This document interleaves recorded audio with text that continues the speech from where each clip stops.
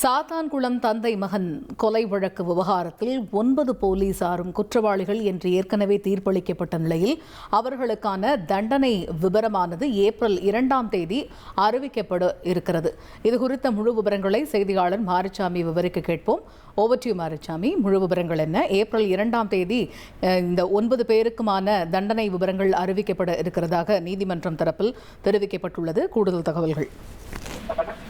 சாத்தான்குளம் தந்தை மகன் கொலை வழக்கு ஏற்கனவே தீர்ப்பு வழங்கப்பட்டு விட்டது. 9 குற்றவாளி, அதாவது 9 பேர் குற்றவாளிகள் என தீர்மானித்து மதுரை மாவட்ட முதலாவது கூடுதல் அமர்வு நீதிமன்ற நீதிபதி முத்துக்குமரன் தனது தீர்ப்பை வழங்கிவிட்டார்.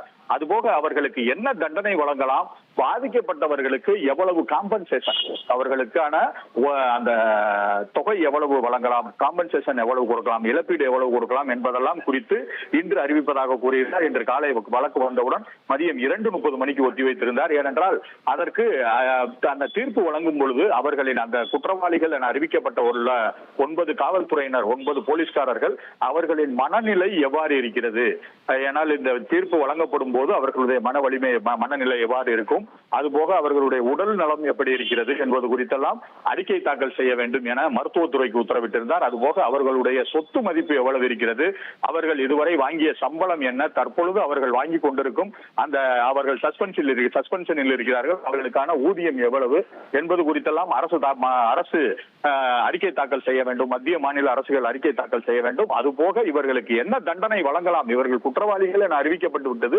இவர்களுக்கு என்ன தண்டனை வழங்கலாம் என்பது குறித்தும் அரசு அறிக்கை தாக்கல் செய்ய வேண்டும் என கூறியிருந்தார். அதில் ஒரு சில அறிக்கைகள் மற்றும் வந்திருந்தது. அதுபோக இன்று மதியத்திற்குள் அந்த மனநல பரிசோதனை, மருத்துவமனையில் அவர்களுடைய உடல்நல பரிசோதனை அறிக்கை எல்லாம் வந்துவிட்டது.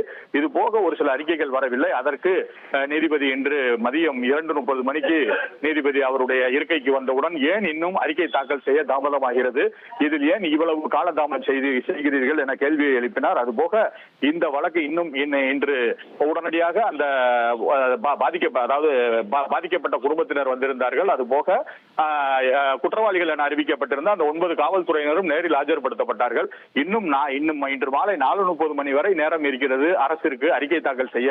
அந்த கால அவகாசத்திற்குள் அவர்கள் அறிக்கை தாக்கல் செய்ய வேண்டும். ஏனென்றால் அரசு வழக்கறிஞர் அறிக்கை தாக்கல் செய்வதற்கு கால அவகாசம் கோரினார். அதன்படி அவருக்கு 4:30 மணி வரை கால அவகாசம் தருகிறோம், அறிக்கை தாக்கல் செய்ய வேண்டும். இல்லாவிட்டால் ஏப்ரல் 2ஆம் தேதி அந்த வழக்கின் அந்த தண்டனை அறிவிப்பு விவரங்களை நாங்கள் அறிவித்து விடுவோம் என கூறியிருக்கிறார் நீதிபதி. அதன்படி பார்த்தோமானால் 4:30 மணி வரை அறிக்கை தாக்கல் செய்யப்பட்டால் அதை வாங்கிக் கொள்வார்கள்.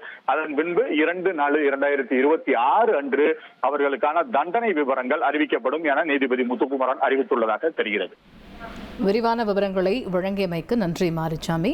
சாத்தான்குளம் தந்தை மகன் கொலை வழக்கு விவகாரத்தில் ஏற்கனவே 9 போலீசாரும் குற்றவாளிகள் என்று தீர்ப்பளிக்கப்பட்டிருந்த நிலையில் இன்று மதியம் இவர்களுக்கான தண்டனை விவரம் வெளியாகும் என்று எதிர்பார்க்கப்பட்ட நிலையில் தற்பொழுது ஏப்ரல் 2ஆம் தேதி இந்த 9 பேருக்குமான தண்டனை விவரத்தை அறிவிக்கிறது மதுரை மாவட்ட நீதிமன்றம். இனி செல்லும் இடமெல்லாம் செய்தி. தந்தை டிவியின் வாட்ஸ்அப் சேனலை ஃபாலோ பண்ணினா செல்லருக்கும் இடமெல்லாம் செய்தி. இதோ QR கோட், இப்பவே ஸ்கேன் பண்ணுங்க, ஃபாலோ பண்ணுங்க.